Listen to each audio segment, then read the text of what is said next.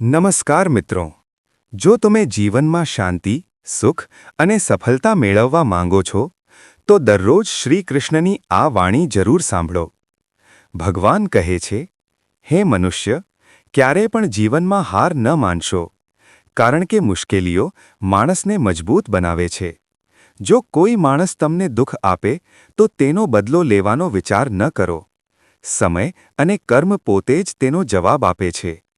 ભગવદ્ ગીતામાં કહેવામાં આવ્યું છે, મનુષ્યએ માત્ર પોતાના કર્મ પર ધ્યાન આપવું જોઈએ, ફળની ચિંતા ભગવાન પર છોડવી જોઈએ. હે મનુષ્ય, ક્યારે અહંકાર ન કરશો, કારણ કે અહંકાર માણસને પતન તરફ લઈ જાય છે. જે માણસ સત્યના માર્ગે ચાલે છે તેને જીવનમાં ક્યારેક મુશ્કેલી જરૂર આવે છે, પણ અંતે જીત હંમેશા સત્યની જ થાય છે. હંમેશા સારા વિચારો રાખો અને બીજાની મદદ કરવાનો પ્રયત્ન કરો. જે માણસ બીજાને સુખ આપે છે, ભગવાન તેના જીવનમાં સુખ જરૂર આપે છે. જો જીવનમાં અંધકાર લાગે તો ભગવાનને યાદ કરો, કારણ કે ભગવાન હંમેશા પોતાના ભક્તો સાથે હોય છે.